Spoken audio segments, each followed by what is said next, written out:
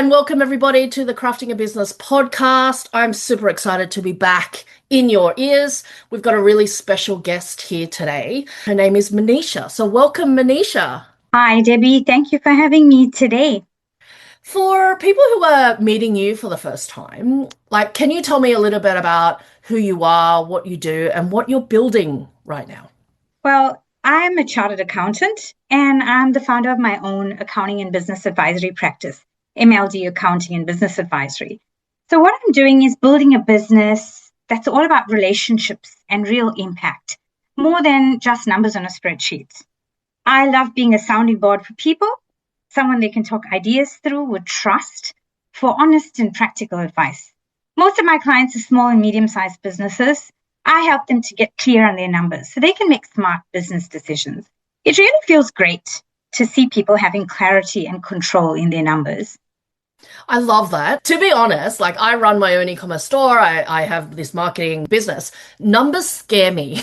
You know what I mean? Sometimes I'm a bit like, oh, I don't know what this means. I don't know, it can be a little bit scary for somebody that's new in business, right? So that's music to my ears to make it less overwhelming. And how do you do that? How do you meet someone where they are and what are the kinds of things that you help them with? Well, I might be working in a lot of tax and compliance spaces, but it's more about conversations, having honest conversations, really trying to listen and understand. People are overwhelmed in the current climate. If you just try and understand and get to the bottom of what is that overwhelm, it often helps just to reach out to your trusted advisor, have a discussion, and take it from there. Yeah, I love that. So tell me about before you started your business. What was your career before this? How did it start and how did you end up starting your own business? Yeah.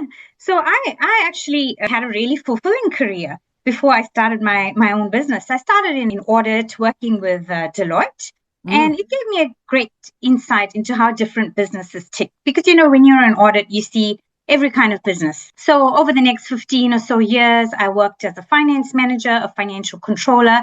So I did the traditional working in the back of the office on spreadsheet roles, but I also spent a lot of time on projects, implementation of systems, setting up overseas shared services.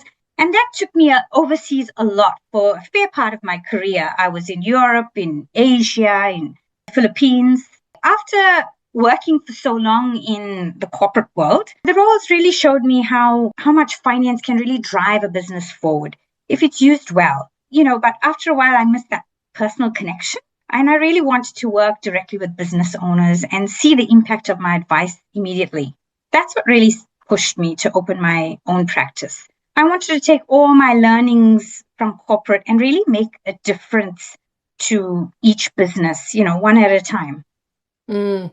And how did that transaction feel like at the time? Working for corporate is a completely different kettle of fish, when you're working for yourself and working to help other businesses. So tell me about that transition. I will say it was a little bit scary, but also very exciting to be building something of my own. It's really scary walking away from the comfort of corporate life and a steady paycheck to full responsibility. It's a big mindset shift, but it's also where the growth happens. Once I started seeing the difference I could make for clients, that fear turned into motivation and energy. Having a little bit of a project background and working in so many diverse roles also prepared me a little bit to see something different and unique in every business that I work with.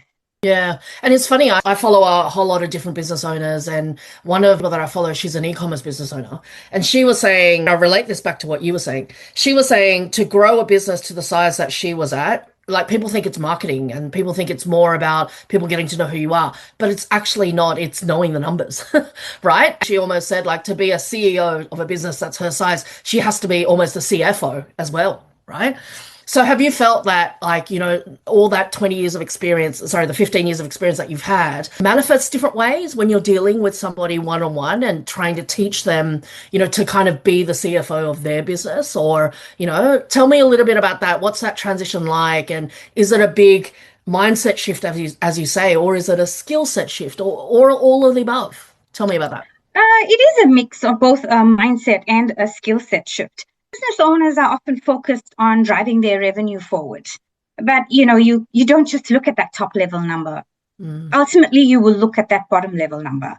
And, it's when I say it's a mindset shift, it's basically, yes, you focus on your sales, but you also need to focus on the bottom line a little bit more, and trying to explain to them that to grow and to get to that next phase, you do need to understand your numbers. I also think it's not so much a matter of not wanting to understand the numbers and, expecting that it's going to come from somewhere else. It's often, if we go back to what we spoke about in the beginning, it's a little bit of overwhelm. It's out of your comfort zone. This is not what you do. You started this business to do e-commerce or to build buildings, not to talk about profit and loss and cash flow, but these are integral to what you do. It is a mix. And I think once business owners understand that, they understand their numbers, it's a lot more of an easier journey for them if they want to pursue growth. If they're stuck in a bad position and they want to get out of it, they will feel more confident and comfortable with doing that. Mm. And tell me about the different clients that you're working with now. Are there any particular industries or, particular businesses that you love working with or type of business? Tell me about that. I've mentioned that I like working with small and medium businesses. It's really nice because they have a lot of investment in what it is that they're doing. They're very practical and hands-on. I like working in different industries. I have a huge background in logistics, and I'm currently working in manufacturing. So I like helping business owners just to connect those dots and understand the business. Sometimes want to do something, but don't necessarily have the time or direction to do it. And having those first conversations with, well, I'm thinking about doing this, and working with them on, okay, so step by step, what is it exactly from a planning perspective that you want to do? And then helping them to get there from maybe a forecasting perspective. And, this is when you can do it, and making those steps together. I love that. And then what makes you a little bit different? Like, I mean, I'm talking to you and half the stuff you say, I'm like, goes over my head, but I know a little bit, like profit and loss, top line. I understand that, right? Which tells me that maybe it's not as scary, right? So what makes you different from other accountants, I guess, like maybe this is a little bit of like assumption. Sometimes accountants feel a bit scary, right? So what makes you a little bit different, and what do you strive for to be different from others? Yeah, so maybe I start with telling you a little bit about how I actually got here. Yes, So tell me. when I was in high school, my mom had a little small business, a side business, where she would sell teddy bears for Valentine's Day and things like that. Just a little example. I was her little bookkeeper in Oh, I high love school. that. So I would help her with her cash flow and tell her who's not paying and who your top payers are and what's outstanding, in my little high school uniform. And then we talk about, well, what's making the biggest profit? Is it the big bears or the little bears? And, when to reorder the stock. And having those conversations and understanding, seeing her numbers, and when she understood what it looked like and what the impact of that was in that small way, it gave me a bit of a motivation and an understanding to do it with other people. So I can see that from someone having a small business and the impact of that understanding on her and the conversation. So you'll hear me talking about conversations a lot. So for me, it's about collaboration and conversation, sitting down with somebody and trying to understand and get to the bottom of things, having an open conversation. What's really happening in the business? Not we're going to look at your balance sheet, we're going to look at your P&L only, but trying to look at the P&L and the balance sheet and explaining what exactly, how exactly it's tying back to the business and what you are trying to achieve. Is it that you want to get out of your business? Where is it that you envision your business to be? So it's about having conversations, it's about collaborating with each other. I think you say something really intriguing, and it's not just the numbers, it's the story behind the numbers, but also future proofing and planning, but also looking at what's caused this situation, for an understanding of it, which, as a non-accountant, that really resonates with me, but and that's the same kind of principles, whether you're dealing with a business that sells teddy bears, that sells, I don't know what the turnover was and all that, but whether at every stage of business, right? So I think that's key, that collaboration and the conversation and sitting down to understand the whole business, and the person behind the business, I think is really important too. Yeah. But talking about that and talking about the person behind the business, what do you do outside of work? What does Manisha, the non-accountant, do? Tell me about that. So much. I'm actually I really have quite a full life outside of the practice. So I have two young adult daughters and a fur baby, and they keep me pretty busy. But I'm also training for a 10K run. I'm getting into pickleball. I'm completely obsessed with my garden. I've got a lot of organic produce in my garden. And I love volunteering in the community. So you will find me volunteering at community events. You may see me at one quite soon. What's the event? Tell me about the event. What's the event? I will be volunteering with Rotary at the Hills Relay for Life event. So I'm not sure if you've heard of Relay for Life, but yes. Rotary is always there doing the barbecue, and I will be volunteering with them again this year. Love it. Love it. So, so tell me about I think you said 10K? 10K? Is that no, that's not a marathon. Marathon's way more than No, marathon's a lot longer than that. a lot longer. Can you tell I'm not a runner? But I imagine that's a lot of training. I used to always say I can't run, but I used to work in Scandinavia a lot. The Scandinavians, they love to run. So, in Denmark, there's always people running irrespective of the weather. And when I said I can't run, they were like, oh no, everybody can run. So I got hold of this app, and it's my 14th week running now with the app. And every week it encourages you to go a little further and push the boundaries a little bit. And I'm almost on 8 kilometers now. Wow. So I've seen this app. It's like like there's a beep, right? It's like, run for 100 meters running, and then walk, and then and then it plays like music, and I should get back into running. But there's a really lovely lady there that encourages this. You can do this. You can do this. Love that. We all need that. We all need that. Whether it's running or not, we need that. Love that. So is that like your downtime? Is that like your outside of, Yes, exactly. So there are certain things that I do in a group, which I think with teams, which is so important, like pickleball and being in the community for volunteering.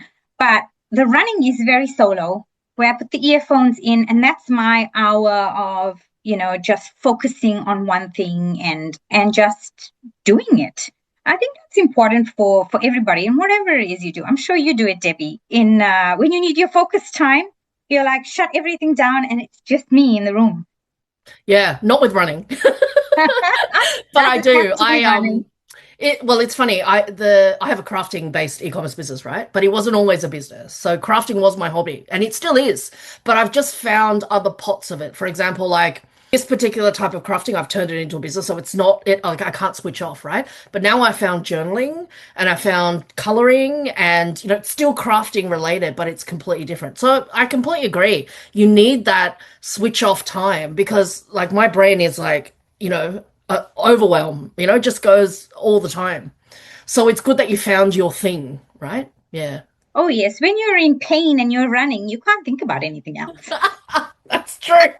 That's true. I'm going to put that up as a quote. No, but that's true, hey? How do you keep going? Because if you're in pain and you can't breathe, how do you keep going? I don't know. I mean, keep doing it. There's a certain motivation there. Like, I know I want to get to that 10K. I used to do it years ago, so I know I can do it. And it's just a matter of, how does Kate Bush say, running up that hill? Yeah, right. You just have to keep going, and of course, regular appointments with a physio. Yeah, okay. to fix the runner's knee. Yep. So tell me about out of all the businesses that you've worked with, and obviously you've worked in both corporate and in small business and medium business. If someone is listening and they're feeling a bit overwhelmed with their numbers, and and maybe I'm speaking a bit about myself, what is the first thing that you would tell them? And are there kind of practical tips that you would start to employ for them to help them understand more and navigate this space? I've been in that space where, where I've met people who are like, well, I'm so overwhelmed. I'm not really sure, where to start. And I think that's already a good start. So the very first thing to do is to start by asking for help. It's difficult, but honestly, it's the best thing that you could do. And it's the most important step. Then we can start having conversation and we can work out, well, what exactly is overwhelming you? Is it the cash flow? Is it the rising costs? And we certainly have enough to worry about right now, right? Also, putting across that we don't have to fix everything all in one go. Let's first try and understand what the problems are, and let's get some visibility. What's coming in, what's going out, what's due soon. I love that. And I want to ask another question around, you mentioned cost of living and, we're in a weird time, right? With Yes. everything that's happening, with the fuel crisis, with cost of living, all of that. But is there anything that can kind of help business owners in the now that you can kind of impart some wisdom on, given, everything that's out of our control right now? Yeah, so I would say try to think about it in a less panicked manner. A lot of people are panicking, and yes, I can understand why. The fuel crisis is impacting absolutely everyone. So try to think about what can be done in the here and now. Do you have a proper budget? Should we maybe sit down and do a little budget or a big budget? Yeah. Just put it down. Like, this is what it looks like. Can we do some cash flow projection? Things have been bad, and maybe in your business they're getting worse. Maybe they're getting better. If we put it down and sort of have a look at it then, instead of letting the thoughts just flash through your head and create more fear and uncertainty, that will already be a good first step for us to kind of look at what can be done. It's important also for business owners to actually have a proper business plan. Sometimes we start with something and it's just a fun activity, like, you were doing your crafting, and it becomes a business. But it becomes a viable business. It's not a hobby anymore. And that's when it needs a business plan. It needs a proper budget. Having these things in place and kind of understanding when costs are shifting, how does flexing these costs impact on your business? I love that. I love that. And I find that writing things down and all that makes it less scary, right? It's like when you kind of have a plan in place and you're like, oh yeah, I can do this, right? So Yes, exactly. mm, It's when you put it down, it may look like 50 things, but if you sort of work out, well, okay, I need to do this first, and maybe this will write itself when I finish doing step one, it makes things so much easier. And yes, you're correct. Actually writing it down, documenting things, and talking, having conversations about it. Keeping things inside you doesn't really achieve much. And it's so important. If you have a trusted advisor, sit down and have a chat with them. it's interesting. Sometimes it's not normal to talk about money, It's not normal to talk about, if you're having cash flow problems or, you don't know what's happening, you don't know when, for example, invoices don't get paid, all of that. Seems like sometimes it's a little bit, yeah, there's a stigma attached to it. But you seem like, all of these things are totally, having them out in the open and talking about them freely is a discussion and a collaboration activity, right? Yeah. Exactly. When you're sitting in a big conference or you're in some training session and people are like, they don't want to ask a question. Someone says something and, who's presenting says something. And honestly, like 500 out of 600 people may actually have that question in their head, but they don't want to put their hand up. So that's just, like you said, it's a bit of a stigma, concern. But why? Firstly, it's your money. It's your future. It's what you invested yourself into and what you would like to build. So, just own it and find that person who can help you and take that next step. Love that. I love that. I think I forgot to tell you about this.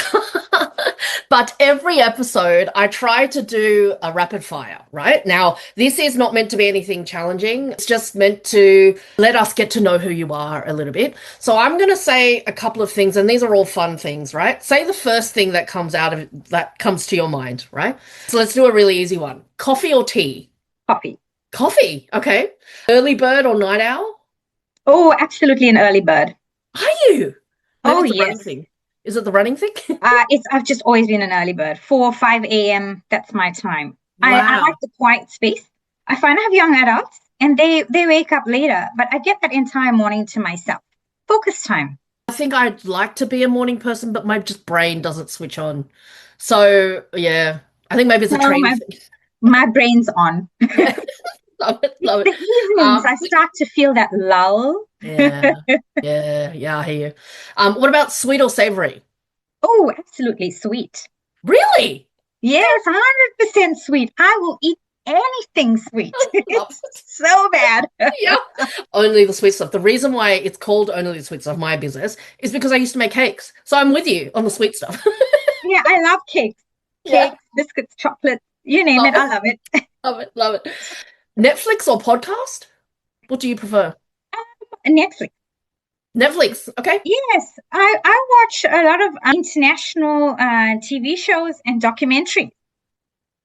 That's your shut off time? Is it like, you know what I mean? Like No, your brain is just, I like the international shows, and I found that I tend to watch it with the family, and they tend to yeah. like that as well.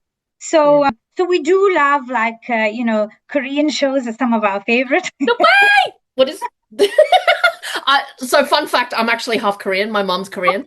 But let's be real, I'm Australian born. So like I Yeah, don't have the Korean yeah, upbringing though. When I go see family, like they say some words and I'm like, I know what that means. Like anyway, yeah, it's yeah, funny. Yeah. absolutely. And obviously, I have an Indian background, so I like my Bollywood movies. But I love the documentaries. They had one recently on Netflix about inappropriate questions. Don't ask that. That was really interesting. It was very thought-provoking Okay. and I'm very gonna put that on interesting. my list to You watch. absolutely have to. Yeah, I'll do that. Okay, last one. Work from home or office? What do you prefer? Mix of both. I do like work from home for the comfort. Who Yep. doesn't like the comfort of working from home? But I also like spending time with people. Hmm. So being a great conversationalist myself, I love being out there and having a lot of conversations with people. Yeah, love that. Well, this has been a lovely, lovely chat, and I'm really grateful that you've spent the time with us. So, where do people find you? What are your socials? So I'm on Facebook, LinkedIn, Instagram. You can find me there, and you can pick up the phone and just have a quick chat with me. My contact details are on my website as well. And if you're curious and you're looking at the MLD and wondering why did Manisha Govender name her business MLD? It's named after my dad. So Oh, I love Manisha that. Lali Dasram, my dad was Lali Dasram, and he was dream big and having absolute faith in me. So I named the business after him. So look for MLD and you'll find me. I love that. I'm getting shivers. I love that story. I love like the behind why, and the business. So thank you for sharing that. That's amazing. Please make sure to reach out to Manisha if you have any questions. But it's been lovely to chat to you. Thanks so much for coming on. Likewise, Debbie, thank you so much for having me. No worries. So that's